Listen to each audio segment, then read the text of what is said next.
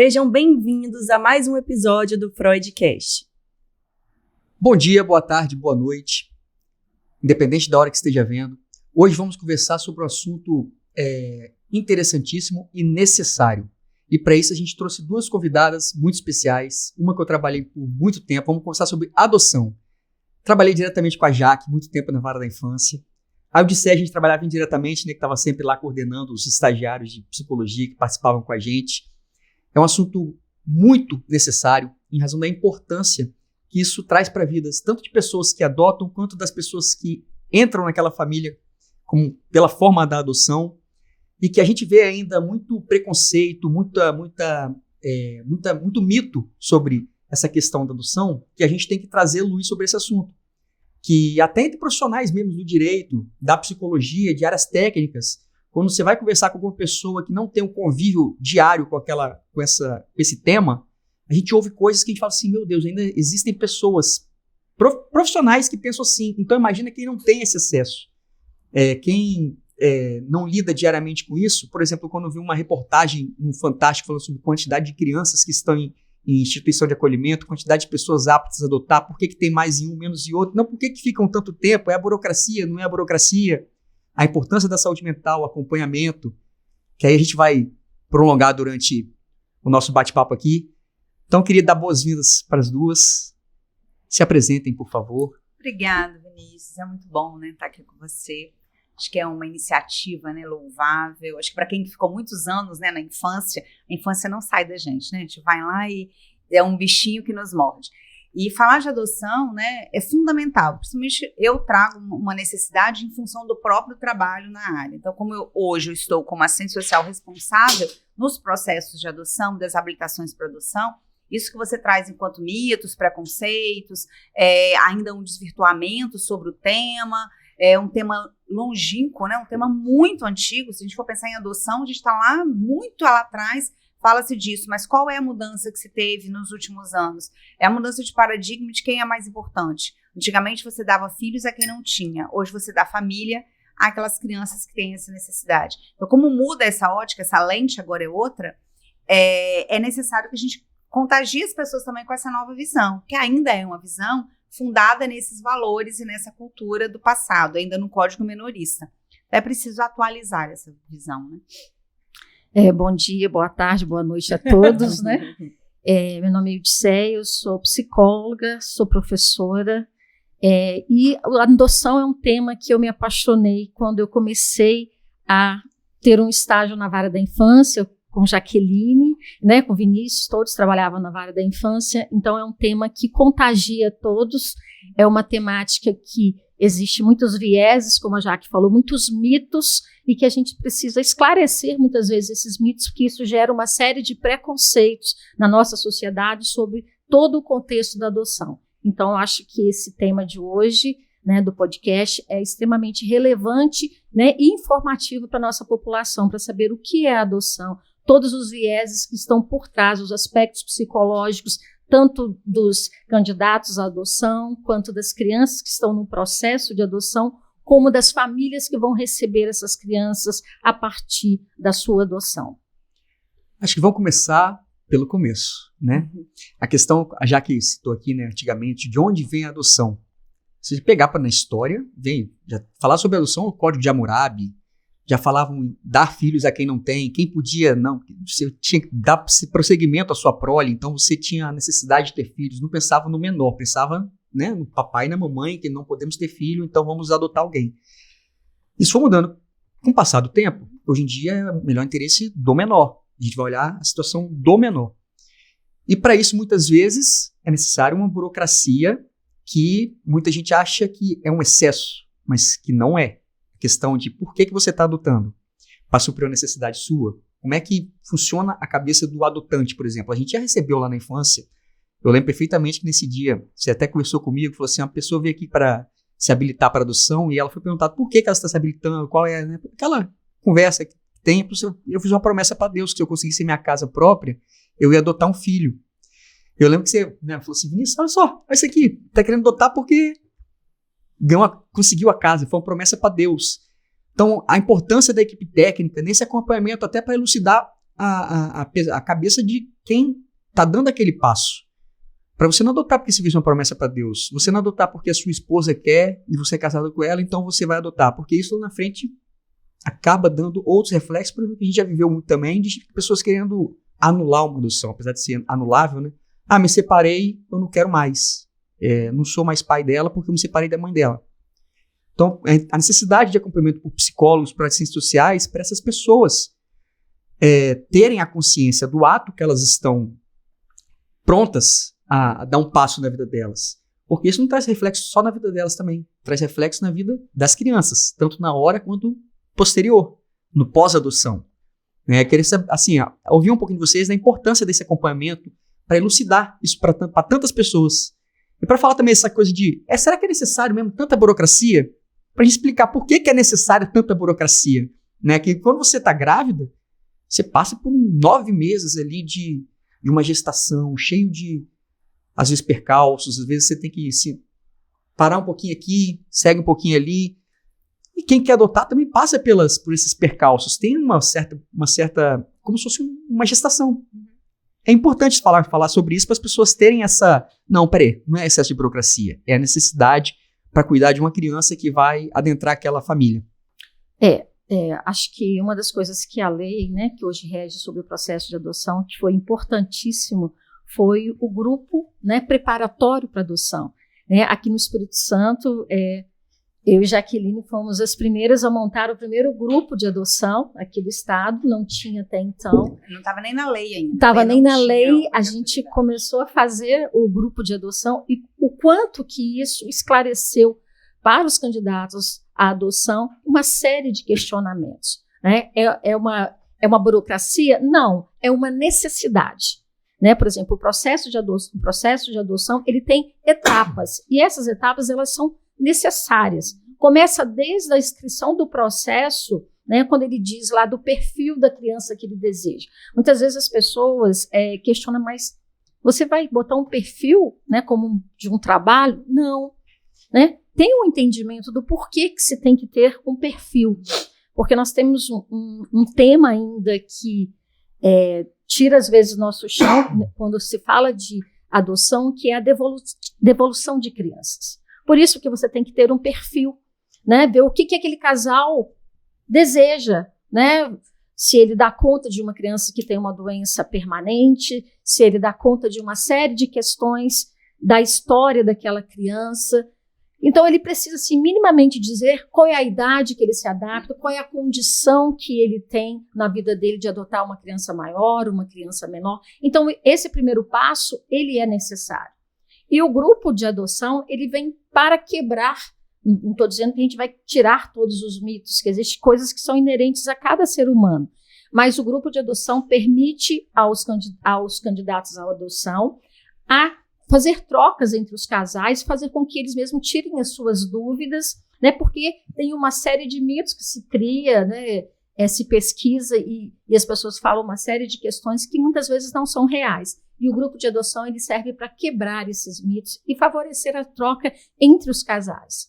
Então, isso foi extremamente importante na lei. A gente fazia antes esse processo que a gente viu, conversando com Jaqueline, que era assistente social, não tinha ainda no Tribunal de Justiça psicólogos.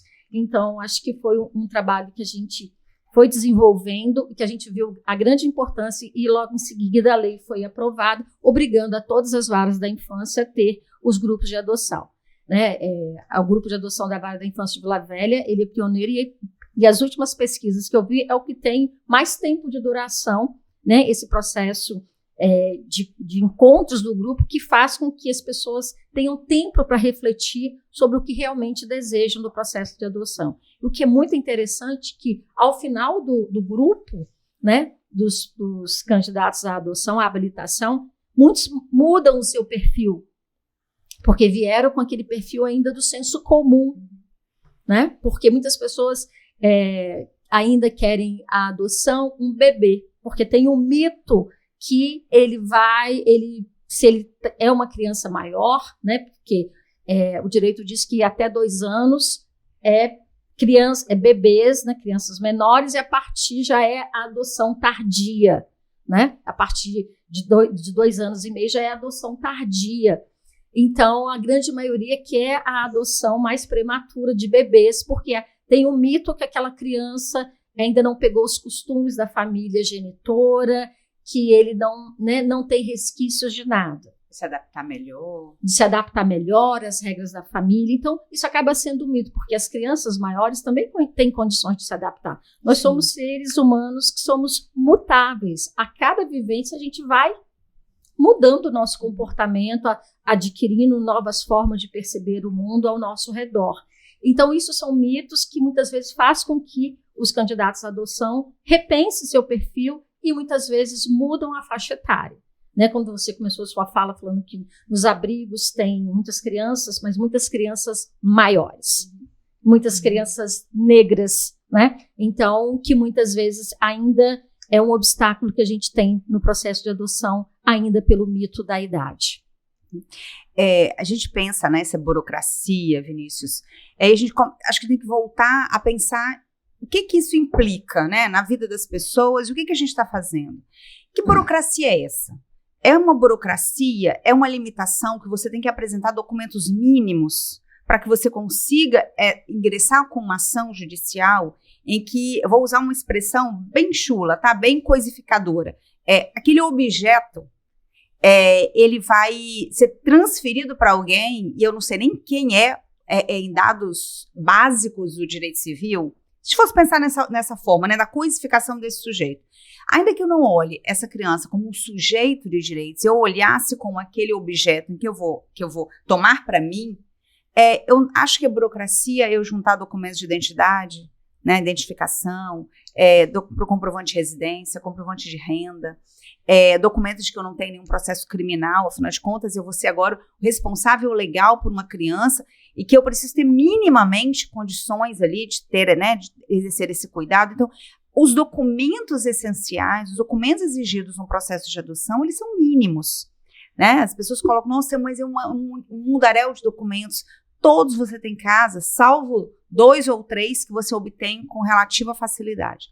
E aí, depois disso, né, juntei documentos que dizem quem eu sou, onde eu posso ser localizado. Aí passa por isso que a Odisseia traz, de uma preparação, desses encontros que são necessários para que eu possa refletir sobre a adoção. Se eu estou grávida, eu tenho um pré-natal, que tem uma obrigatoriedade para eu identificar que aquela criança que eu vou conceber, ela vai nascer, né, o mais saudável possível, eu consigo identificar problemas que eu poderia enfrentar no desenvolvimento dessa criança durante esse período. Os encontros, eles têm essa finalidade, de que esse parto, né, essa chegada dessa criança, ela chegue no momento em que essa família esteja preparada, né? E aí fala assim, mas olha só, para um parto biológico eu não teria que ter tudo isso, eu não preciso fazer curso. Mas exatamente, talvez por isso, é que eu tenho tantas crianças em acolhimento. Talvez exatamente por eu não ter refletido o quê? Eu não refleti se era o momento de uma gestação. Então eu engravidei de uma forma qualquer atrás do muro da escola, né?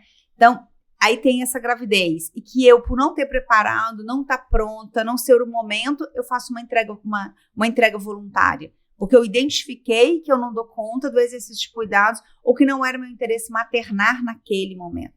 Por outro lado, eu posso ter uma situação financeira péssima, precária, um ambiente de extrema violência, em que eu tenho uma criança e que eu não tenho acesso a políticas mínimas de subsistência minha e da criança, e que acaba essa criança sendo, né, retirada lá por uma questão de negligência, né, de abandono, de maus tratos, ou mesmo da ausência de condições mínimas de sobrevivência daquela criança. Então, também não houve um planejamento prévio. Então, na adoção, a gente pensa que é necessário que você reflita sobre as suas condições, reflita sobre o seu momento de ter essa criança. E o que é o motivador da chegada dessa criança? É para garantir a continuidade de um casamento? A criança não mantém um casamento.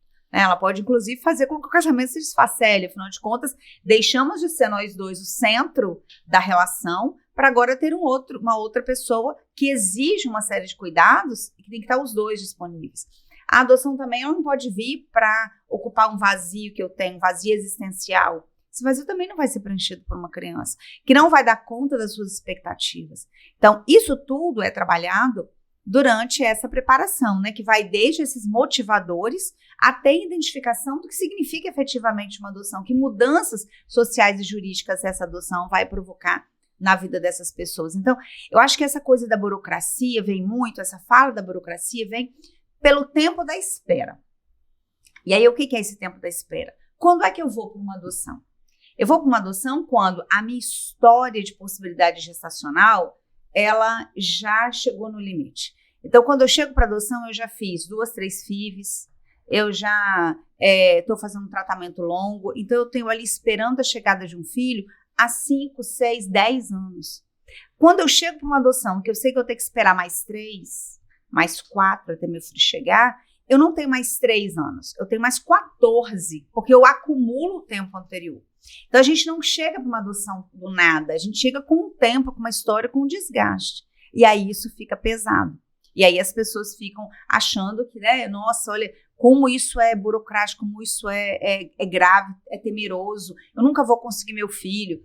Vai conseguir sim. É muito uma questão de expectativa, né? Ajustar a expectativa. Exatamente, ajustar as expectativas. E a ideia de que a adoção, ela tem que ser um olhar para o melhor interesse. E se é o melhor interesse da criança, eu brinco muito com os candidatos, né, à adoção, que na verdade o ideal seria que as pessoas esperassem 10, 15 anos para a chegada de um filho. Porque se eu tivesse boas políticas públicas, se eu tivesse condições de que essas pessoas tivessem se preparado antes, que eu tivesse menos violências, o número de crianças que chegariam para adoção seria um número muito menor. Então, se chegam muitas crianças para adoção, é porque nós temos uma série de faltas anteriores, de políticas públicas que não deram conta da garantia de direitos dessa família e dessa criança para permanecer naquele ambiente. Então, é uma falha. E aí, se eu resolvo aqui, eu tenho menos crianças. Mas, ao mesmo tempo, as famílias querem muitas crianças que cheguem logo, muitas, né? Que a fila ande muito rapidamente. E aí, isso quer dizer que essas crianças todas passaram por alguma situação de violência. Elas tiveram violação de direitos anteriores para que a adoção pudesse ser concretizada por essa família que está ansiando por uma adoção. Então, a gente tenta também trazer para essa família qual é a história dessas crianças, como é que é a chegada dessa criança para esse novo ambiente. Que é muito importante, né? E uma pessoa, por exemplo, tem o tempo médio que uma pessoa fica na fila de espera para conseguir adotar uma criança ou depende de cada caso, assim? Tem algum tempo mínimo? Depende muito do perfil. Uhum. Então, assim, quanto mais estreito for o meu perfil, maior o tempo de espera. Por quê? Porque as pessoas que estão na fila, né, numa ordem, a gente fala de fila, mas é uma ordem, né? Uhum. Cada um que chegou primeiro vai estar numa ordem ali sequencial. Quanto mais estreito, mais pessoas vão ter para aquela mesma criança. Vão disputar aquela mesma criança. É a demanda, então, né? É uma demanda. Se eu tenho um perfil mais alargado, o que seria um perfil mais alargado? Eu aceito o grupo de irmãos, aceito a adoção tardia, que eu disse trouxe, que hoje não é mais 2 anos, 3 anos, sair em torno de 4 anos. Aceito uma criança sem distinção de cor ou sexo. Porque isso acontece muito, né? A Edicé comentou lá no começo, assim, a gente brinca, né, que eles querem aquele antigo bebê Johnson. Muita gente entra exatamente. com essa ideia de, eu quero aquele bebê Johnson da capa da fralda. E é triste falar isso, mas é uma realidade que a gente vive. Quando você chega assim, eu já cansei também de às vezes participar, eu gostava muito, eu canso de falar isso, eu repito para todo mundo. As figuras mais importantes de vara da infância não é juiz, não é promotor, não é advogado, né? É equipe técnica, é psicólogo, é assistente social. Quando eu saí de lá, eu até comentei com a pessoa que ficava no lugar, falei assim, olha só, puxa muito saco da equipe técnica. É a parte mais importante disso aqui, a equipe técnica. O juiz só decide o que elas botarem no papel. Basicamente é isso. Eu já cansei de lá e falei assim, e esse bebezinho aqui, como é que a gente enquadra? A gente enquadra como pardo, como negro? Porque se a gente botar como negro, ele vai ficar mais tempo no abrigo. Se a gente botar como pardo, já aumenta um pouquinho mais. Mas se ele fosse branco, aí já aparece um monte de gente querendo adotar. E isso acontece, pessoas que você quer como? Eu quero um bebê de até 6 meses, branco, sem problema de saúde nenhum. Quando a gente vai ter filho, a gente não escolhe como é que ele vai nascer. A gente não escolhe se ele vai nascer com saúde, se ele vai nascer com uma mancha na cara, se ele vai nascer sem uma perna. A gente não escolhe isso. E parece que quando muitas vezes a gente também, a importância não só do grupo de adoção, mas a pessoa também tem um acompanhamento prévio. Eu sempre falo, terapia é bom para todo mundo, não é só para quem tô doente, precisa. Para quem tá bem também precisa, né? Mas quando você tá num processo desse, geralmente, às vezes, com a mulher, por exemplo, aquela necessidade de maternar, de segurar no colo. Eu já vi pessoas em fila de adoção que faziam tratamento para poder amamentar. Então tem muito disso também, de você trabalhar isso em você, que às vezes, olha só, essa criança está chegando para você, não significa, se você não der de mamar para ela, não significa que você não é mãe dela. Não significa que você é menos mãe porque você adotou. Aí uma outra coisa, né, que eu sempre brinco também com isso, quando eu chego, eu falo assim, esse aqui é meu filho, João, esse aqui é meu filho adotado, José. Aí eu brinquei assim com os alunos lá da UFS no dia. Falo assim, alguém aqui sabe se nasceu de cesárea? Aí algumas pessoas levantaram e falaram, eu nasci. E de parto normal? Eu nasci. Quando sua mãe te apresenta, por exemplo, ela te apresenta assim, esse aqui é meu filho José de cesárea, esse aqui é meu filho João de parto natural. Então a gente tem que trabalhar isso até em famílias, nas próprias pessoas, para nunca apresentar que é uma coisa que meio, esse aqui é meu filho João adotivo, esse aqui é meu irmão de criação, sabe? Então assim, a importância do acompanhamento para o profissional, para a pessoa se colocar assim no centro de que, olha só, é uma forma de formação de família. Mas por que eu estou formando essa família? Porque eu quero passar por aquele sonho de maternar, de amamentar. Se eu não amamentar, será que eu vou ter a mesma relação com essa criança que eu teria se eu amamentasse? E nem todas as mulheres conseguem amamentar. Nem todas as mulheres que dão à luz de forma natural conseguem amamentar também. Então a importância não só do acompanhamento no grupo, que o grupo é extremamente necessário para quem já está ali decidido e apresentou os documentos, mas para um acompanhamento até prévio e posterior, para não trazer reflexos de uma saúde mental muito sofrida para essa criança lá na frente. Porque vai ter reflexo como ele foi recebido naquela família, como é que é a expectativa daquela família, porque a gente também já viu muito disso, né? 2, 3 dias que o bebê estava em casa, voltei, porque não era isso que eu imaginava, não, toma de volta. É incrível, mas a gente vive isso. Quando a gente conta, as pessoas dizem assim, mas acontece isso. Uma pessoa que adota, ela pode devolver a criança quando bem entender? Como é que funciona isso? Na realidade, não é que ela pode devolver quando ela bem entende que ela quer ou não quer, né? Mas a gente entende que você pode ter o seu filho biológico e você pode chegar a um ponto de dizer, olha, eu não quero mais ser mãe, vou fazer a entrega na vara da infância. Então, tipo assim, a adoção, ela sacramentada, é seu filho. Então, não existe, a partir do momento que a adoção foi sacramentada, não existe de você deixar de ser mãe que você não quer mais. Não. Porque senão vira bagunça, né, gente? Você está fazendo uma entrega do seu filho como um pai biológico fez a entrega, uma mãe ou um pai biológico fez a entrega do seu filho na vara da infância, dentro do mesmo contexto. E por isso que vem o grupo de preparação, para evitar, né, esses vieses que acontecem que ocasionam a devolutiva. Infelizmente, a gente tem, né, devolutivas de criança com mais de 1 ano, mais de 2 anos dentro de uma família. Como a Jaqueline falou, tem pessoas que querem adotar porque não tiveram um filho biológico e acham que isso que o casamento está, né, tá afundando dentro desse processo da relação entre o casal. Então vem aquela criança que é pensada como se fosse a salvação. E aí esse casal se separa. A gente já teve casos que o casal se separou e a mulher falou, eu não tenho mais condição de ficar, vou cuidar da minha vida, vai e quer devolver a criança. Na realidade, ela não está devolvendo uma criança que foi adotada, ela está devolvendo o filho dela, né? Então, por isso que o grupo de adoção, o acompanhamento, ele é extremamente necessário para que esses vieses todos sejam esclarecidos, para que o casal não chegue a essa via de fato. Porque, na realidade, a adoção, ela é para ambos, mas a gente tem que pensar que sempre tem que ser no melhor interesse da criança e do adolescente. Porque quando você vai preparar uma família para essa adoção, né, que é esses encontros que a Gisele trouxe, você traz a reflexão desse casal, e aí não importa como é que é essa organização, né, a gente entende o respeito e o acolhimento de todos os arranjos familiares presentes hoje. Então, a gente entende a possibilidade de uma adoção homoafetiva, a adoção monoparental, apenas uma pessoa adotando. A gente entende que são formas, são organizações, né, arranjos familiares que comportam a chegada de um filho. Agora, quando vai se pensar na adoção, os dois têm que querer. Não existe uma questão aí de que, nossa, ela não pode ter um filho, eu já tenho filhos, às vezes de um relacionamento anterior, então eu quero dar esse filho para ela. Eu amo tanto, a gente já pegou alguns casos da pessoa dizer, eu amo tanto essa pessoa que eu vou fazer uma adoção para atender o desejo dela. Só que se o desejo é dela, e a gente sabe que existe uma série de mudanças que podem acontecer, eventualidades, como inclusive a morte, a viuvez, e aí morreu. como é que eu vou fazer agora para dar conta de cuidar de uma criança só? Se eu fiz a adoção em função dele, quando ele falece, eu não dou conta de ter aquela criança, porque eu não a assumi na qualidade de filho.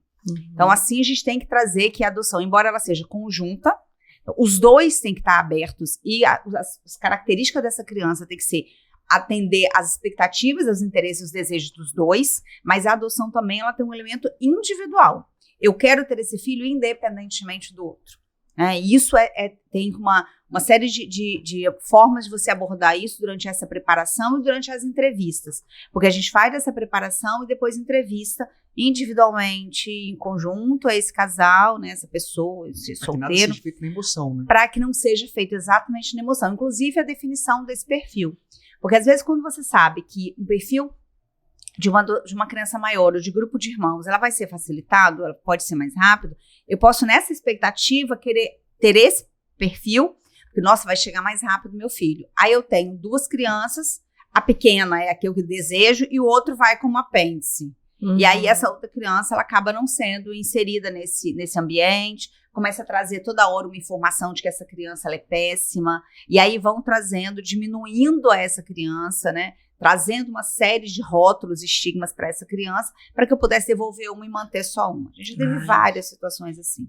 Então, esses são reflexões, né, que tem que ser garantidas aí durante esse tempo, não só da preparação, mas o que eu faço com o tempo que eu espero.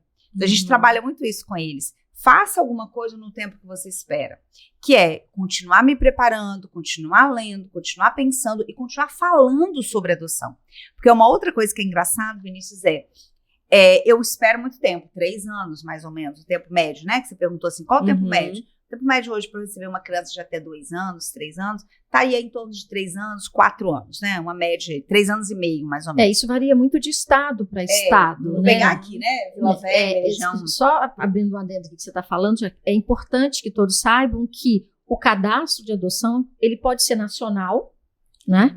Ele pode ser estadual, ele é estadual, o candidato à adoção, quando ele se habilita, ele escolhe, né, se ele quer um cadastro nacional, né, de acordo com o seu perfil, ou se ele quer estadual, ou se ele quer municipal, só na sua região municipal. Então, tipo assim, cada cidade tem o seu cadastro, que é um cadastro do Tribunal de Justiça, do CNJ, então, que não é manipulado pelo, né, às vezes as pessoas acham, não é os técnicos, né, não é o juiz, não é o promotor, não, é um cadastro nacional que é uma fila de espera oficial, né, que a partir da data de inscrição e do seu perfil, tá lá em que posição você está, a nível nacional, a nível estadual e a nível municipal. Agora, falando disso, já que estava falando da questão da preparação, a gente fala também de uma questão dessa preparação, principalmente para os casais que fazem adoção tardia,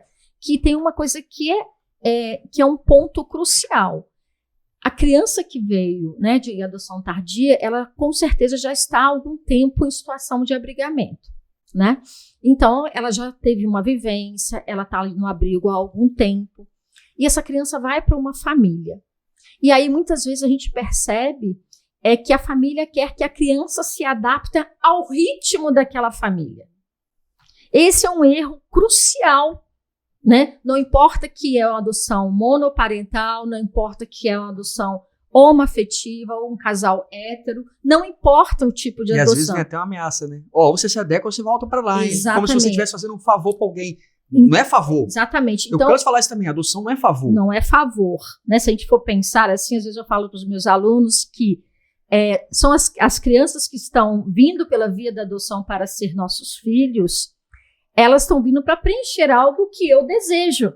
Exatamente. Né? Ela está vindo preencher algo que eu desejo. Então, se a gente for pensar dentro desse viés, quem tem que se adaptar a essa criança é quem está adotando ela. Não ela que tem que se adaptar à vida daquelas pessoas que estão adotando. A vida de pai biológico muda com a chegada da criança, né? Exatamente. Por que não vai mudar com a chegada de uma criança por outra via? Exatamente. Então, isso exige uma adaptação. E isso é um dos grandes problemas que a gente se depara com a adoção. Que as pessoas que adotam querem que a criança se adapte, que ela venha como um pacotinho Tipo né? um quebra-cabeça, né? Um quebra-cabeça A peça que tá faltando, encaixou, pronto, tá que ela se encaixa dentro desse processo todo. Ou seja, se ela sair daquela curva do imaginário, então ela não serve. Por isso que às vezes a gente tem as devolutivas. Ou seja, não parou para pensar que aquele ali é seu filho. Se você sacramentou a adoção, é seu filho. Aí vem o questionamento, se for seu filho biológico, quando você se aborrece, você vai e devolve ele. E qual o tamanho da crueldade que se faz, né? Porque, assim, entra num viés, olha, eu tô fazendo uma caridade, olha como eu sou uma pessoa tão importante. Às vezes, quando se apresenta uma criança como o filho adotivo, será que é porque eu quero diminuir aquela criança ou eu quero me exaltar porque eu fiz uma adoção? Muitas vezes é exaltação. Porque no passado, como você tinha um demérito de ser adotado, porque o direito não dava as mesmas garantias sucessórias, né? Então, era um filho de segunda categoria. E aí, vinha o filho de criação, que nem direito nenhum tinha, né? E agora a gente tem essa igualdade de direitos a partir da Constituição de 88. Mas, quando eu faço isso, eu quero me exaltar. E aí, nesse exaltar, antigamente você podia até anular uma adoção, por conta da criança não ter sido, não ter me colocado, tem uma expressão que se usa, né? Feito algo contrário, não me agradeceu, não foi grato, por ingratidão. Era essa expressão. Poderia se anular uma adoção por ingratidão do adotado. Então, olha só, ele tem que ser grato a mim. E hoje a gente mudou essa expectativa, essa perspectiva. Mas quando você diz lá, olha, eu não quero, vou te devolver, a crueldade emocional que se faz com essa criança, ela é tão grande quanto aquilo que talvez tenha feito ela sair daquela família natural. Né? Nós tivemos a gente teve uma situação de uma adoção, a gente costuma usar muito, de duas crianças, depois, né, era duas crianças, uma inclusive, pela amamentação, ela contraiu o HIV, né? Era uma mãe com HIV, e aí a criança nasceu só exposta, não teve a contaminação, né, para o nascimento, mas essa genitora é uma pessoa assim, completamente sem nenhuma estrutura, e aí acabou tendo uma criança com HIV, acabou transmitindo essa HIV. E a criança, ela passou por todas as violações de direitos, né, durante na conversa com essa família natural, mas não tinha agressão física. E aí foi para uma família. E a família, no processo de educação, batia. Usava como processo educativo o bater, a chinelada. E aí a criança um dia falou, porque lá na casa, né, da nossa mãe, ela não nos batia. Então, assim, essa caráter pedagógico que se coloca, né, na chinelada, no bater, para essa criança é uma violência, e é uma violência. Mas ela é naturalizado, então ele é muito naturalizado em todos os estratos sociais. Essa coisa da pedagogia da violência. E para essa criança, estava sendo duro, estava sendo cruel aquele novo ambiente. Será que eu paro para refletir disso? E aí, na habilitação, a gente tenta trazer isso. Que outras alternativas eu posso ter que não seja o uso da palmada, né? Que não seja o uso de uma ameaça, que não seja o sonegar dessa criança o direito de conhecer que ela é em adoção. Eu não preciso virar para o Odisseia e falar, olha, minha filha aqui em adoção. Mas eu preciso que essa criança saiba como é que foi a forma de nascimento dela. Porque a gente não tem, aí as pessoas têm uma dificuldade muito grande em falar de adoção. É muito grande. Então, quando, vou usar até a expressão que o Vinícius colocou no começo, será que eu falo que é em parto normal ou em cesariana? Então, quando eu vou falar, se alguém me pergunta, a sua filha nasceu como? Foi cesariana ou de parto normal? Você responde muito naturalmente. Se alguém pergunta, mas foi adoção? Eu me escandalizo, eu não tenho condições de falar, eu fico incomodada. Por que a adoção incomoda tanto?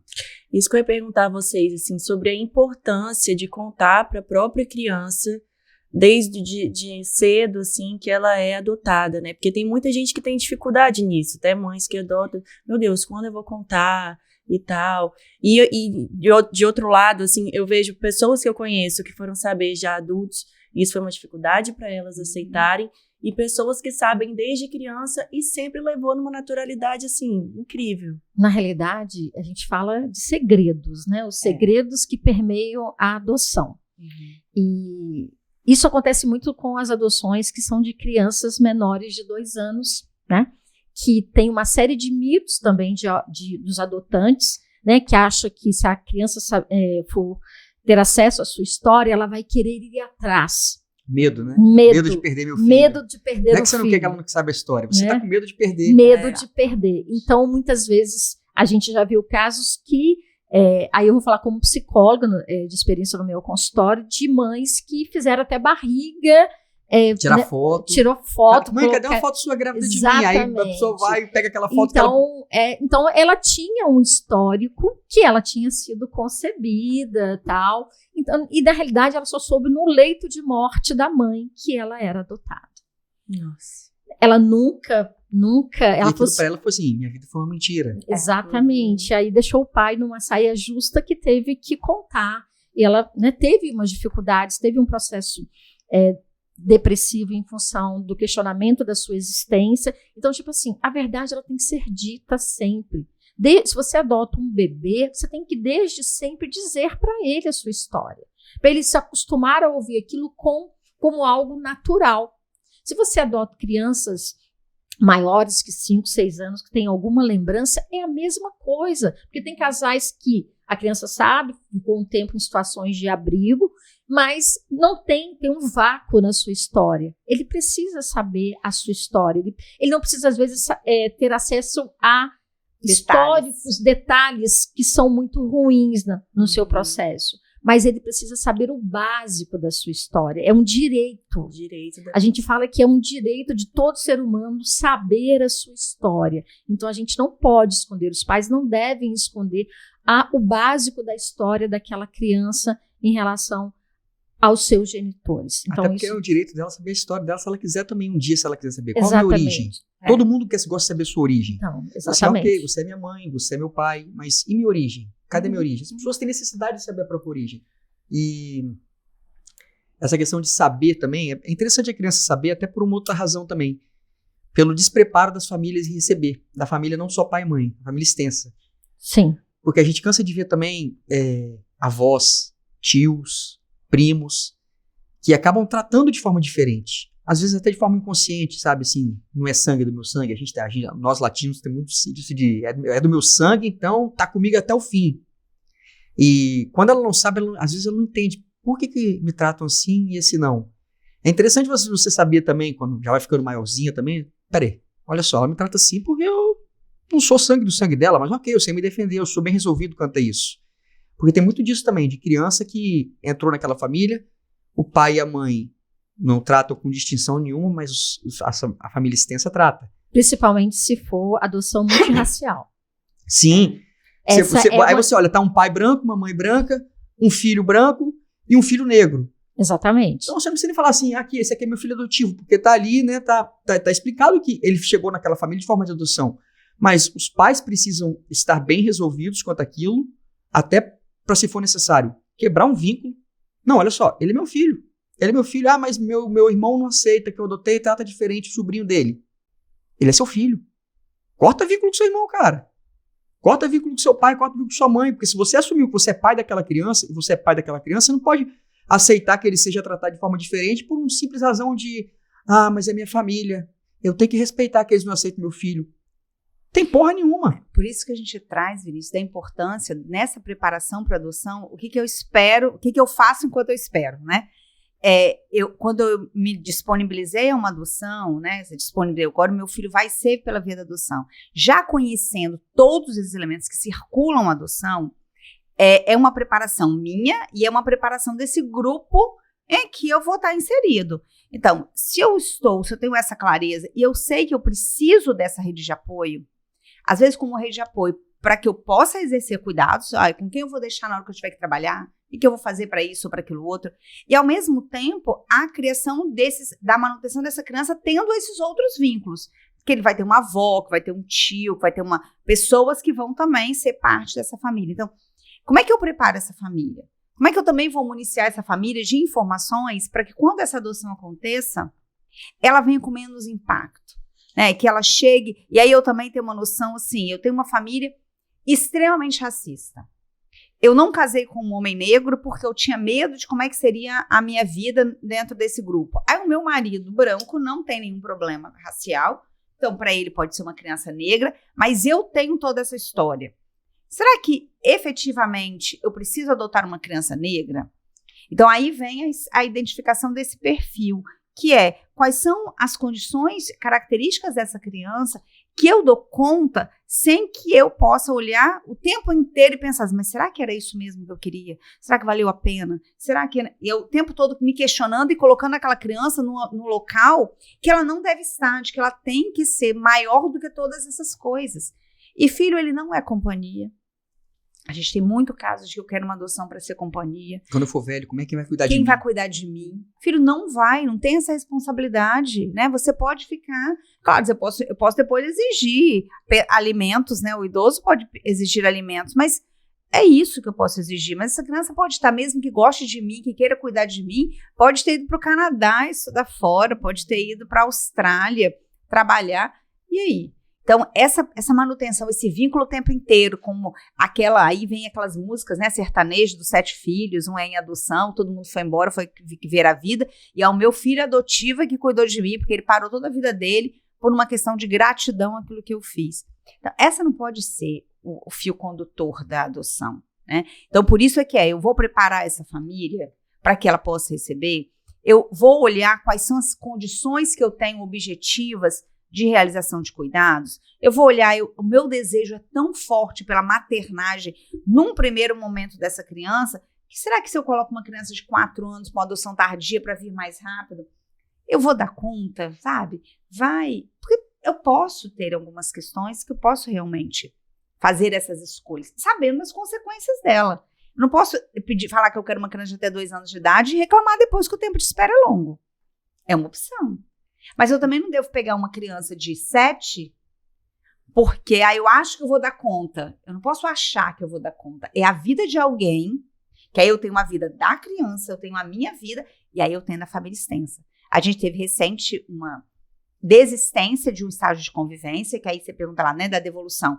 E quando você recebe uma criança, você tem o que a gente chama de estágio de convivência. Ela fica um tempo nessa família, com a gente monitorando e avaliando se as expectativas, né, que a gente habilitou tá ok, uma família que tá ótima para adoção, mas ela tá sem um filho. A criança chegou agora naquele ambiente. Chegou, e aí, ela tá dando conta de ser cuidado ou ela tá ameaçando? Ou ela tá colocando, né, no segundo plano? Como é que é essa relação de cuidados? E aí, nesse período, tanto a equipe técnica pode sugerir a retirada da criança, a gente já teve casos de sugerir, olha, não dá conta essa família de continuar com essa adoção, ou a própria família entender, olha, eu não dou conta. E faz a entrega, a desistência, porque ela desiste da ação. Então, ela ainda está nesse estágio. Adotei, saiu a sentença, é meu filho. Não quero mais, eu vou entrar numa perda do poder familiar, igual qualquer pai e mãe biológico vai vivenciar. Então, nesse momento, né, de dar errado essa adoção, vai dar errado, e isso vai atingir a muitos. Então, recentemente, a gente teve um caso nesse estágio de convivência de uma família que não deu conta. Ele já tinha uma adoção super bem sucedida, e aí vieram para o segundo filho. E aí, no segundo filho, não deu certo. Né? Durante o período, eram irmãos, não deu certo. E aí, os avós ficaram destruídos na desistência. O casal ele estava na fase de estágio de convivência, então foi lá e disse, nós não damos conta. A criança voltou para acolhimento, péssimo para as crianças, que tinham aquela família já como referência, e os avós eram avós. Então, eles cortaram o relacionamento com a família. Tempo de estágio que você disse, qual é o tempo, assim? A gente depende muito dessa... A lei, ela fala em 30, prorrogável por mais 30, seriam 60 dias. Mas, às vezes, você não tem a possibilidade da família conseguir compreender todos os elementos relativos à adoção nesse período. Então, o juiz estende um pouco mais, a gente justifica a necessidade de um acompanhamento mais prolongado durante esse acompanhamento direto. Uhum. Mas aí, entre encerramento do estágio de convivência e a sentença, pode demorar aí alguns meses. Então, quando não saiu a adoção ainda, há a possibilidade da desistência do processo. E aí, a devolução da criança para a acolhimento. E isso acontece por quê? Porque o casal deseja que a criança se adapte à vida deles. Exatamente. Então, ou seja, por mais que eles tivessem uma adoção que foi bem-sucedida, eles não estavam preparados para esse segundo, porque eles já queriam que ele já viesse pronto. E essa é uma das questões quando a gente fala da adoção tardia, né? Porque ele tem uma história já mais concreta do que diferente de um bebê. Então, ele tem uma série de questões. E essa família, muitas vezes, muda seu perfil ou quer uma criança maior, mas ela não está preparada, porque ela quer que a criança se adapte à vida deles nesse contexto todo. E vocês disseram que foi só em 88, né, que o filho adotivo passa a ter os mesmos direitos do filho biológico. Então, a gente está falando de pouco tempo, né, que ainda não tem muito pouco tempo. O que eu quero perguntar a vocês é o seguinte, a partir de quanto tempo, mais ou menos, eles começaram a enxergar os outros formatos de família? Porque se tem pouco tempo que um filho passa a ter o mesmo direito, né, eu entendo que provavelmente tinha uma dificuldade, por exemplo, de casais homoafetivos adotarem, né, de repente de uma mulher solteira, um pai solteiro. Como é que foi, assim, essa transição? Tem muito pouco tempo? Já tem mais tempo? Então, não teve tempo nenhum. Ai, mentira. A gente viu lá em Vila Velha, né? Não, mas tem agora projeto de lei para poder você impedir a adoção e a consideração de família homoafetiva. Isso está sendo discutido agora. Isso é um retrocesso. Né? O entendimento de família. Pô, eu tô achando que o negócio tá avançado. Foi o STF que decidiu isso em 2012, salvo engano, né? 2011. 2011, eu acho que 2011. Que foi, logo posteriormente, teve aquela adoção homoafetiva lá em Vila Velha que a gente trabalhou nela, né? Porque o que acontece, né? Era até uma insegurança que tinha para essas pessoas que adotavam, né? Porque duas mulheres queriam adotar e elas não eram casadas, porque a lei não permitia, não era considerado uma família. Você mora junto na mesma casa, você é uma pessoa e não é considerado uma família porque a lei não quer, né? Não considerava como uma união estável porque eram pessoas do mesmo sexo. Do mesmo sexo, duas pessoas do mesmo sexo não podem se amar e formar uma família, segundo a lei, né? Segundo o entendimento. O que as pessoas faziam, né? Antigamente, né? Elas se habilitavam de forma separada, porque se você for casada, você só pode se habilitar se o seu companheiro... Exatamente por tudo que a gente já conversou aqui agora, você não pode adotar sozinha porque um quer, porque o outro quer. Então elas se habilitavam de formas separadas. Como mulheres solteiras. E entravam 2 vezes na fila. A que fosse chamado primeiro ia ser a mãe oficial. E a outra era a que criava. Então, vamos supor, a vida traz morte, traz separação, traz um monte de coisa. Né? Então, vamos supor que essa mãe que adotou morreu. Essa criança ficava, às vezes, no limbo. Foi o que aconteceu, por exemplo, no caso da Cássia Eller. Quando a Cássia Eller faleceu, teve aquela briga judicial da companheira dela com a família... Com a família materna, para quem ia ficar com o filho da Cássia Eller? Porque ela falou, eu sou mãe. Calma, mas quem é mãe? É a Cássia Eller. Mas, biológica. A mãe biológica. Mas quem cuidava, quem fazia a maternagem. Era a companheira, né? Era a companheira. Hoje ficou com a família? Não sei. Ficou com a mãe. Ficou com a companheira da Cássia. Com a Maria Eugênia. Com a Maria Eugênia. Ficou com a Maria. E hoje em dia, isso, pelo menos graças a Deus, né? Graças a entendimentos jurisprudenciais, hoje isso é permitido. A gente vê casais homoafetivos adotando. Não tem... Apesar de ter esse projeto de lei que visa isso, que não vai passar, né? Esperamos. E a gente, não sei se a Jaqueline concorda, mas o perfil mais flexível que a gente tem para adoção são dos casais homoafetivos. Eles que adotam um grupo de irmãos, faixa etária, não tem limite de faixa etária. Então, tipo assim, é o perfil mais flexível e o perfil que quase que não tem devolutiva de crianças. Eu falo assim, eu fiz direito por mero você gosta, não foi porque eu gosto, sabe? A família assim, você gosta de direito, você vai fazer direito, então eu fiz direito, nunca fui um apaixonado por direito. E caí na vara da infância. Então assim, acho que a única área do direito que se você botar agora para sentar no boteco para trocar ideia, eu fico horas e horas conversando sobre adoção pelas histórias que a gente vive, né? É uma coisa que eu me apaixonei pelas histórias que a gente vive, porque são histórias maravilhosas, são histórias lindas. E eu até mandei para você um áudio que eu recebi um tempo atrás de um casal de mulheres que adotou uma criança. Que aconteceu, sei lá, 2010, 2012, não lembro. Que elas adotaram e era uma criança com um problema de saúde, lembra disso? E passou muito tempo, eu lembro o nome das duas perfeitamente, eu guardo nomes. E eu busquei no Google o nome delas, para saber, eu vou buscar contato, eu quero saber como é que tá essa criança, que ela tinha um probleminha. Ela tinha um problema de saúde, ela foi devolvida por 2 ou 3 famílias que não... Cara, a gente ouve isso, né? Eu não quero criança com defeito. Eu não quero criança com defeito. E devolveram. E na época, eu falei assim, vamos entregar para esse casal de mulheres aqui, porque elas querem adotar. Era só uma habilitada, não era outra. E eu entrei em contato com elas e elas me responderam assim, ela mandou um áudio de 4 minutos, 4, 5 minutos, ela mandou assim, ei, claro que eu lembro de você, Vinícius, eu lembro de você, eu lembro da Jaqueline, eu lembro da doutora Richard, eu lembro da doutora Patrícia, eu lembro de todo mundo que me atendeu aí. Hoje ela é uma adolescente, já está terminando o ensino fundamental, ensino médio, se não me engano, não lembro. Mas ela mandou um áudio contando assim, e ela leva uma vida normal.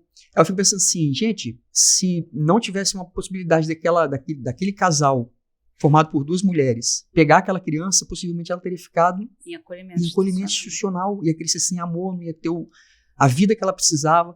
Aí quando alguém me fala alguma coisa, eu falo assim, você prefere que ela fique o quê? Enfiada num abrigo, sem uma família para chamar de dela, ou na família que ela está hoje, formada por 2 mulheres, que ela chama as 2 de mãe, e hoje as 2 estão na certidão de nascimento, porque a companheira adotou, depois que foi reconhecida a união estável entre pessoas do mesmo sexo como família, a companheira adotou, e hoje ela é protegida, hoje ela tem 2 mães, que a gente ouve muito disso também, né? Vai ter o que na certidão de nascimento? Mãe? Eu falo, bonito, pega a sua certidão de nascimento aí, que tá escrito assim, ó, filiação, não tá escrito pai, não tá escrito mãe, tá escrito filiação. Qual é o problema disso que as pessoas têm com isso? Né? Mas aí é uma questão social que a gente tem que debater muito mais do que achar que vai resolver com lei aqui, com lei acolá, é questão social mesmo. Porque o que é analisado é qual é a capacidade, a possibilidade desta família oferecer a essa criança cuidados materiais, cuidados sociais e cuidados afetivos. Então ela tem que se sentir pertença, né? Tem que ter esse sentimento de pertença àquela família, eu sou dessa família, eu não posso ter dúvidas com relação à minha manutenção, não posso pensar assim, não, será que um dia eles vão me querer aqui? Esse sentimento isso é uma crueldade com a criança. Ela tem que ter certeza, essa é a minha família, independentemente de. Independente do que eu fizer. A gente fala do chamado amor incondicional. Filho, é simples? Não.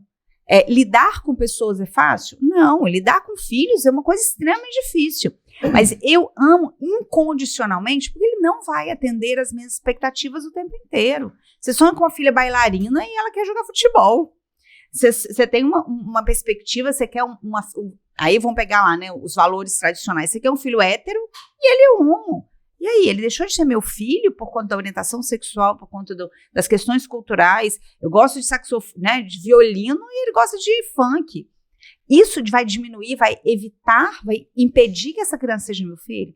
Então, esse amor incondicional, ele tem que estar visível ali o tempo inteiro.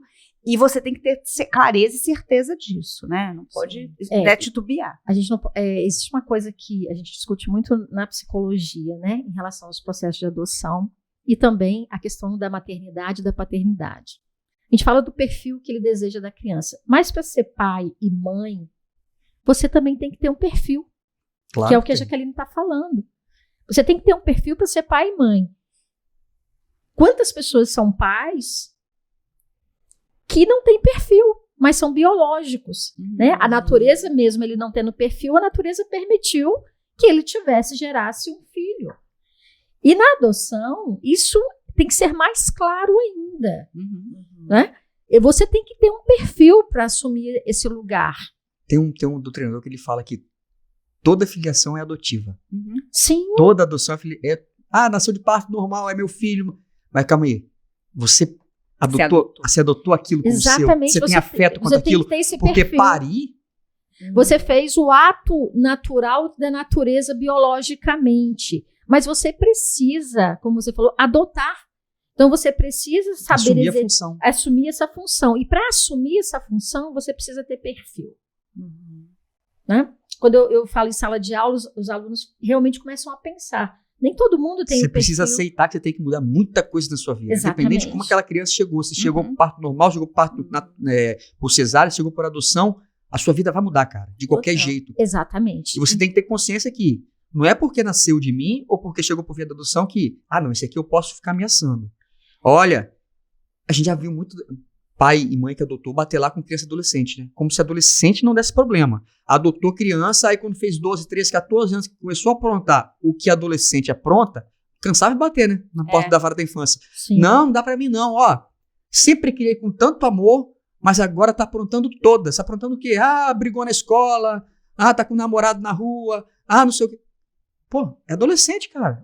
Em que lugar do planeta Terra o adolescente pode falar alemão, pode falar português, pode falar, vai mudar um pouquinho o que ele apronta, mas vai aprontar, o adolescente vai aprontar. E o filho que vem por forma de adoção, ele vai aprontar também. Só que acaba sendo, a gente estava falando muito dos mitos, agora a gente fala do preconceito, né?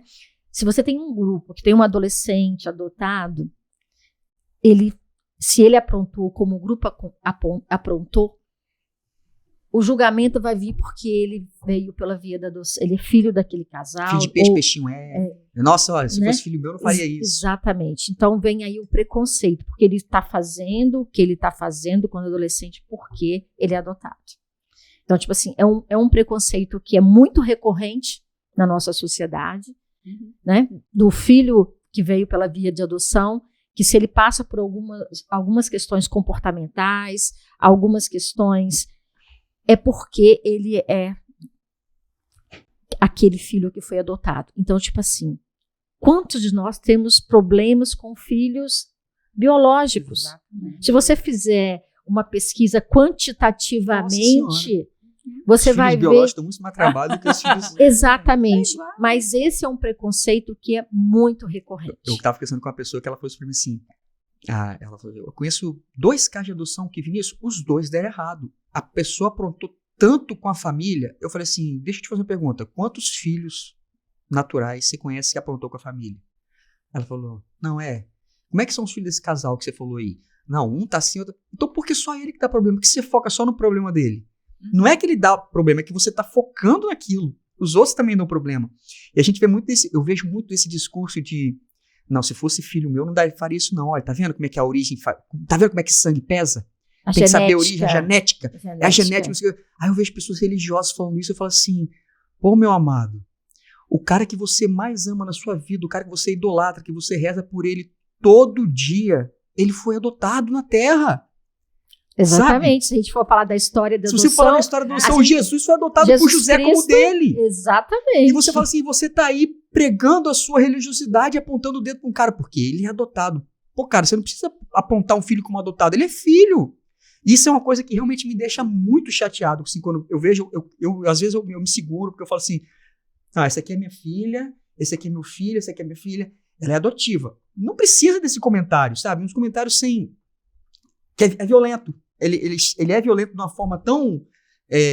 tá vendo como é que eu tô mostrando que eu sou boazinha? Eu tenho uma filha adotada, eu tenho um filho adotado. Aí outra frase que eu escuto direto assim, adoção é um gesto de amor. Pô, não é um gesto de amor. Adotar é você escolher amar o resto da sua vida, cara.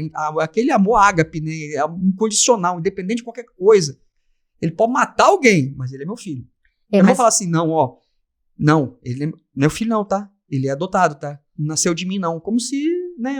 Tá vendo como eu sou boa? Eu não gero isso, não. Pô, pelo amor de Deus. Então, né, Jaqueline falou lá no início da fala dela da questão social, de o quanto que as pessoas querem se engrandecer, querem ser caridosa, né? Ou seja, e o quanto a sociedade também acaba reconhecendo isso como um ato de caridade. Então, tipo assim, esse é um outro mito. Não é caridade, né? Adoção é uma escolha que você faz. É uma escolha que eu fiz para ser pai ou mãe de uma criança. E quando a gente fala de uma escolha, a gente fala de algo que você está optando por ela. E aí a equipe técnica ela tem a função de avaliar se essa escolha está permeada por que aspectos. Se é para preenchimento de uma falta, né, que eu fui incapaz de gerar uma criança.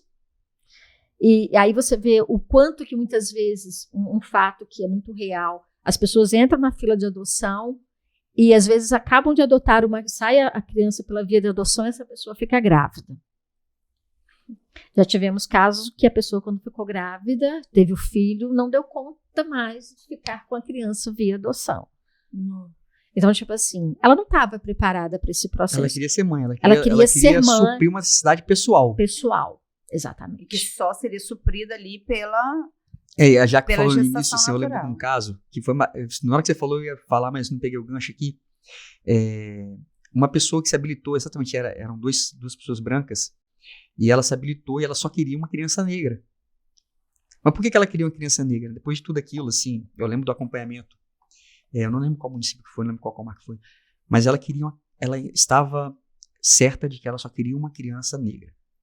Independente do que for, ela só queria negra. E durante o acompanhamento, eu lembro, teve muito acompanhamento com psicólogo, com assistente social. Por que ela queria uma criança negra?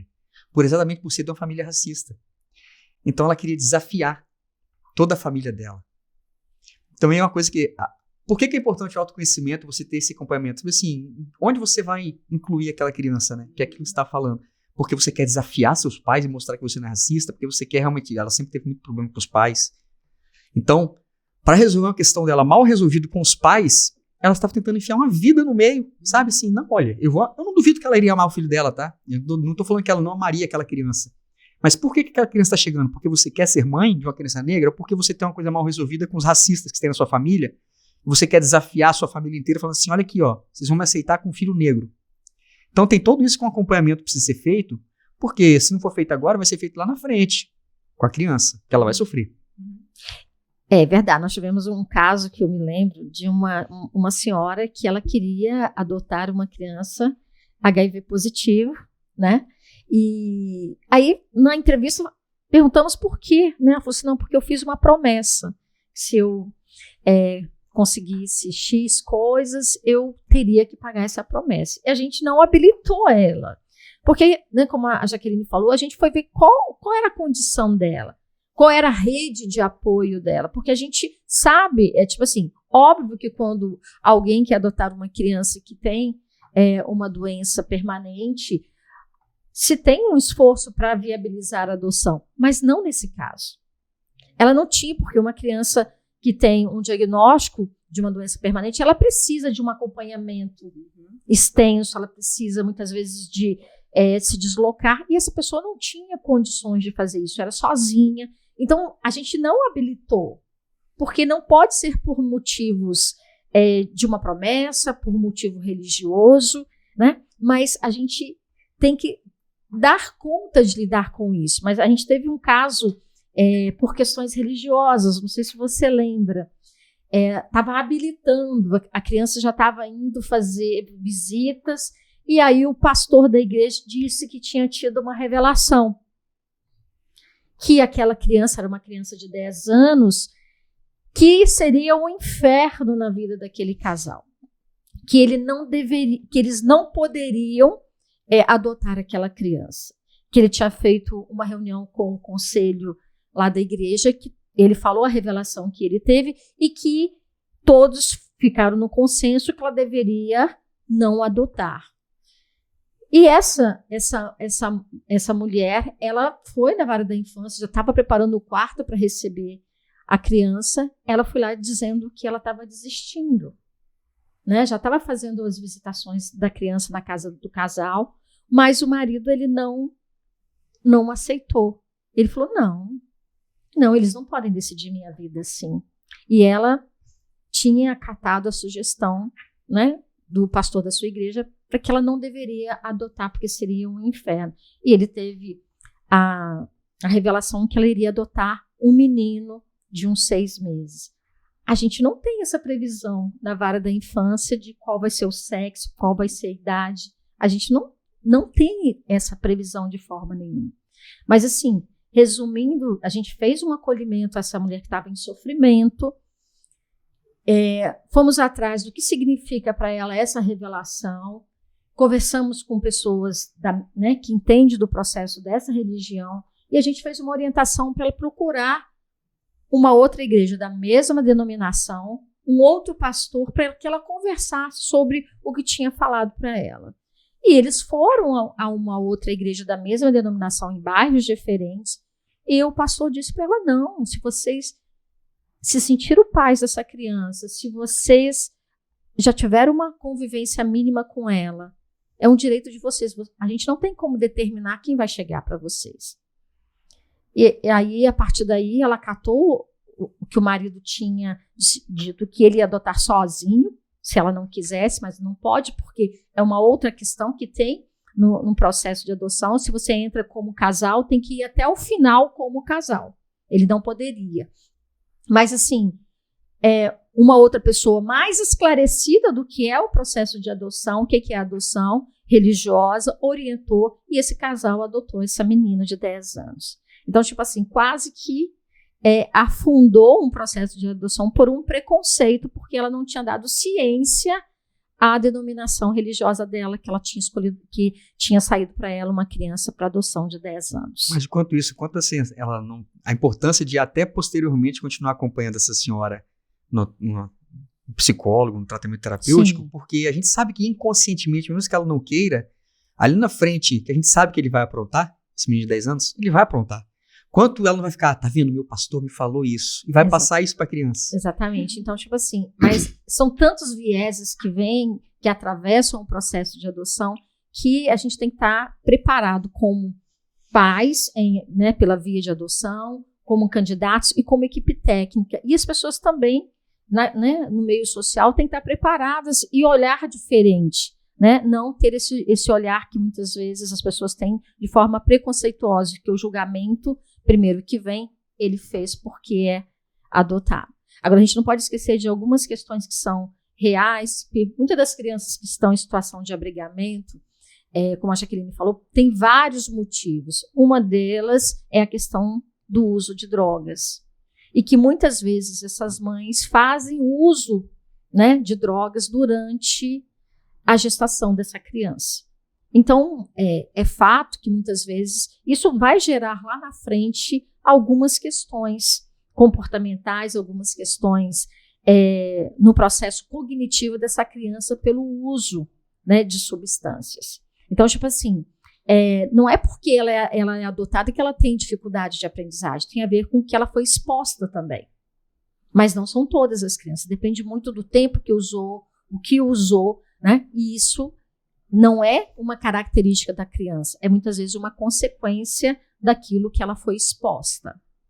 Então, isso também se fala no grupo de adoção para que eles tenham essa clareza desse processo.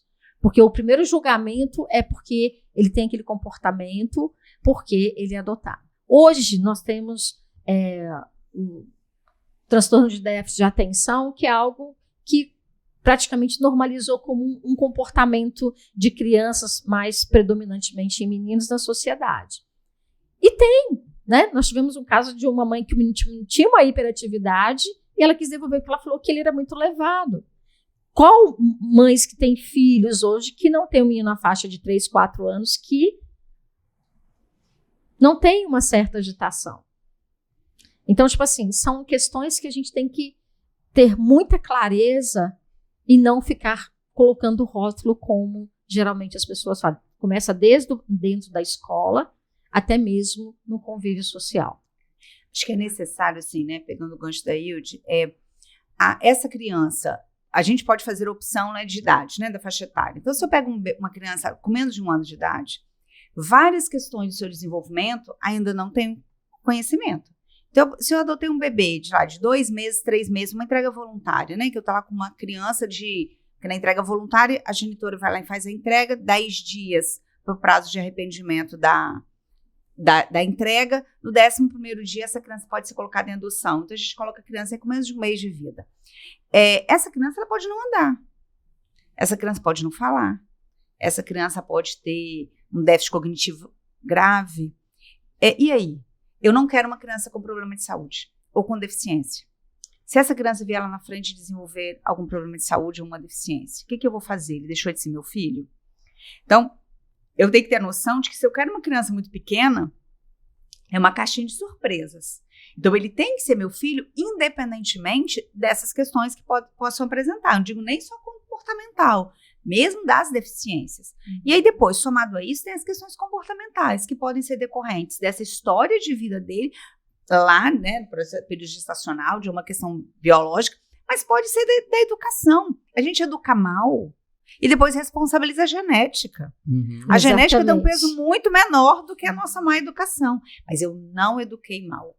Porque eu Genética. entro no processo de proteção, porque eu tenho essa genética que eu posso acusar. A gente responsabiliza signo, né? Eu sou assim porque eu sou de aquário. Exatamente. Imagine se eu tenho outros elementos aí mais concretos. É que meu sol é em câncer.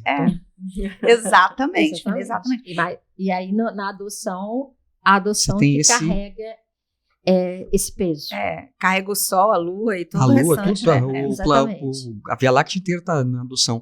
Mas você falou essa questão aí que eu acho muito importante também, que está diretamente ligada à adoção, que é outro assunto que eu acho que tem que ser assim, pontuado sempre que possível.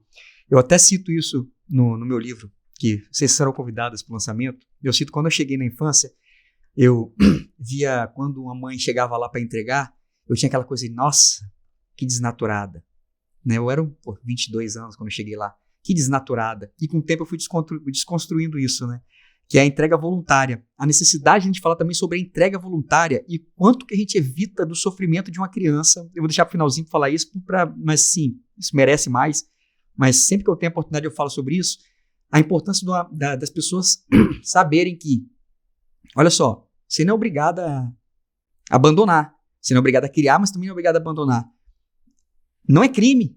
A pessoa, olha, dê a luz, procura a equipe técnica do hospital que você deu a luz, fala que você quer ir até a vara da infância, que você quer entregar aquela criança em adoção, ninguém vai te julgar, você não está cometendo crime, você está fazendo um bem para a vida do seu filho. Esse, sim, é um gesto de amor. Eu estou entregando meu filho em adoção da forma como deve ser feito. Por quê? Porque você vai evitar que ele fique meses e meses numa instituição de acolhimento, esperando a burocracia de um processo de destituição do poder familiar, que é vai para cá, volta para lá, fala aqui, fala lá, defensoria pública, eu vou recorrer, eu não vou, cadê o direito do pai, da mãe, sumiu. Meses e meses, às vezes até anos, né, Jaque, que a gente ficava nesse sofrimento, sendo que a mãe podia ir lá e falar bem assim, quero entregar em adoção. E a gente tem que repetir isso para as pessoas, que muita gente acha que é crime. Não, vou abandonar, a gente vê direto nos jornais, criança encontrada em lata de lixo, criança encontrada, porque às vezes a pessoa não tem o conhecimento de que ela pode chegar e falar assim, quero entregar em adoção. Você resolveu a vida não é só de uma pessoinha, não, você resolveu a vida às vezes de uma família, que aquela criança vai ser recebida, aquela criança não vai ficar no abrigo, às vezes fica nem um dia, né? Entrou, veio aqui, declarou, todo mundo concorda? Promotor, juiz, ok, entrega em adoção. E a própria proteção, eu acho que vale um podcast só sobre isso. Tem ainda a proteção da própria pessoa, porque a gente tem muitos casos de entrega voluntária que são crianças que foram concebidas por uma violência sexual. E a gente tem também uma visão muito deturpada de que a violência sexual você tem que ter sido pego no meio da rua, se esperneado, ter sido toda machucada para que seja estupro. E muitas vezes tá lá jovem numa festa, bebeu demais, não sabe com quem ficou, a pessoa aproveitou-se dessa condição dela de estar mal, e aí teve uma relação sexual, ela nem sabia que poderia ter tido aquela relação, e aí aparece grávida. Ou é o namorado, ou no encontro ele obriga a ter uma relação sexual, é o vizinho que fez uma ameaça, e aí ela vai fazer essa entrega e ela esconde essa gestação, porque ela não quer que as pessoas saibam, né? Ela tem outros filhos. Agora, recentemente, a gente venceu uma situação dessa, a pessoa mora na casa de favor, na casa dos ex, né? Não existe ex-sogro, né? Mas vou usar essa expressão, né? Na casa dos ex-sogros, e ela foi estuprada. E a família não vai aceitar que ela foi estuprada. Vão dizer que não, isso é mentira. Porque o crime é hediondo, mas é o crime que menos se condena, que mais se culpa a vítima. É o crime de estupro. É uma hipocrisia, na minha visão, a questão do crime de estupro. Em função dessa aceitação, né, dessa dificuldade, a mulher é sempre culpada e responsável pela própria condição de vítima dela no crime de estupro. Então, ela não tinha como dizer. E aí ela escondeu, e aí com a entrega voluntária, ela está protegida, porque ninguém vai até lá bater na porta dela para querer que ela fique com a criança, ou impor, ou procurar um familiar para ela ficar exposta. Então, acho que a entrega voluntária, ela traz uma proteção ampla. Ela protege a mulher e ela protege a criança por essa entrega mais rápida. E aí é importante que eu não entregue para terceiros. A entrega voluntária é entregar ao judiciário, que preparou essa família, que passou com essa família por todas essas fases de preparação, que orientou, que vai acompanhar, que pode fazer essa retirada dessa criança desse ambiente em que ela não esteja bem cuidada. Então, isso é fundamental. A entrega voluntária ela é no judiciário, não é entregar para terceiros, né?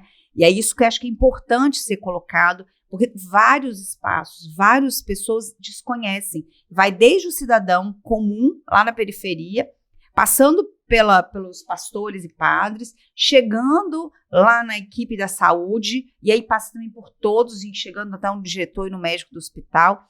Todo mundo tem que conhecer isso.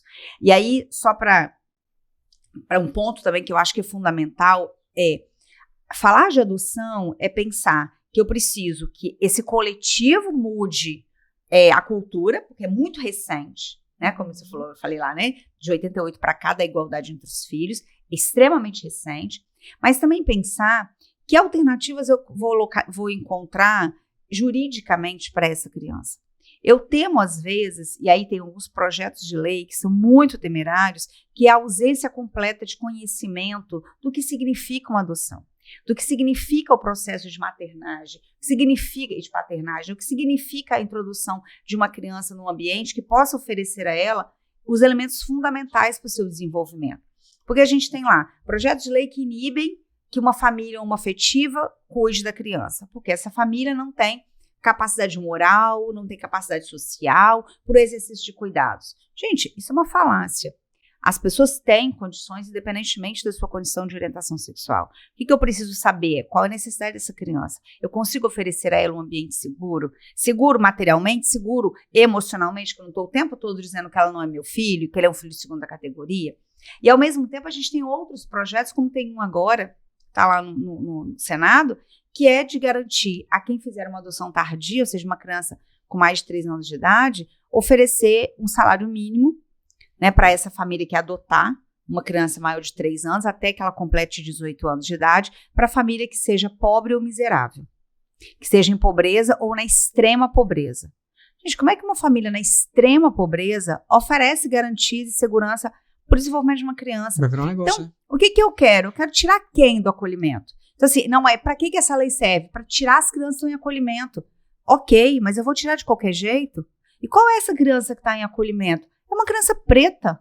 Aí também eu posso, aí vem o racismo, vem o elemento de classe, vem tudo. Então, é um projeto de lei que está contaminado, provavelmente, por vários desses sentidos, né? E da ignorância do que significa uma adoção. Como existem outros, né? Que é aqueles de que a família que adota uma criança tem um escalonamento de licença. Né? Só teve uma mudança de que você tem 120 dias de licença pela CLT para adoção em 2009. Até 2009, se você adotasse uma criança de até 1 ano de idade, você tinha 120 dias. De 1 a 3, você tinha 60. De 3 a 8, você tinha 30. Acima de 8, 0 dia de licença. Esse escalonamento ainda existe para o serviço público. Você tem esse escalonamento. Ou seja, eu incentivo a adoção tardia, não dou nem 1 dia de licença. Uma criança que é uma adoção tardia, ela precisa de uma série de envolvimentos e de demandas que eu preciso estar com ela. E aí, por que eu não preciso? Porque de 8 anos ela já se vira? Olha que bom, né? Que tá adotando de 8 anos, ela já é. Então, assim, como é que é falta de conhecimento? Então, a adoção, embora muito antiga, é um instituto que precisa ser debatido com essas mudanças de paradigma, mudança de perspectiva. Quem é essa criança? Qual a necessidade dela? Qual o reconhecimento dela como sujeito de direitos? E aí muda coletivo, sociedade, mas eu preciso mudar também desses órgãos de gestão e de encaminhamento de legislação, para que a gente não tenha retrocessos graves. E eu vou até já aceitar a sua sugestão, né, essa questão protetiva, para fazer só sobre isso. Porque, como eu falei, se eu sentasse num boteco com vocês, eu ficaria 2, 3, 4 horas conversando sobre isso. Passa rápido. Já deu o tempo. Queria agradecer a presença das duas. Eu tenho certeza que eu ficaria aqui mais 1 ou 2 horas conversando, porque é um tema que realmente eu gosto de conversar, eu faço questão, acho necessário, acho de utilidade pública esse tema. E a gente vai ter outras oportunidades. Eu vou aceitar a sua sugestão sobre falar sobre proteção de criança e dessa situação toda, que a gente também precisa disso.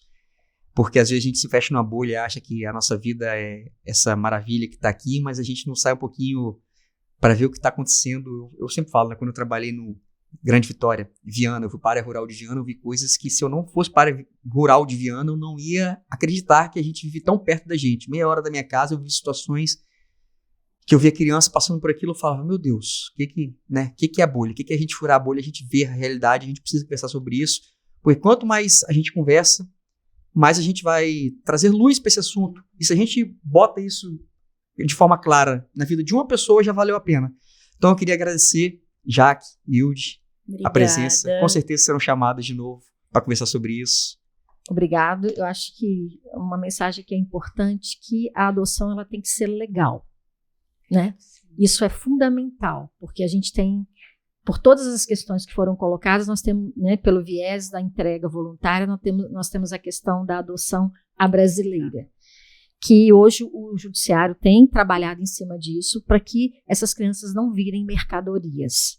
Então, o importante é que as pessoas façam uma adoção legal, que procure uma vara da infância. É isso, obrigada, viu, pela presença de vocês. Espero que vocês tenham gostado. Curtam. Curta, compartilha, manda para quem você puder, porque esse tema realmente eu tenho uma afeição por ele, mas é extremamente necessário. Beleza? Obrigado, pessoal. Até a próxima. Beijo. Tamo junto.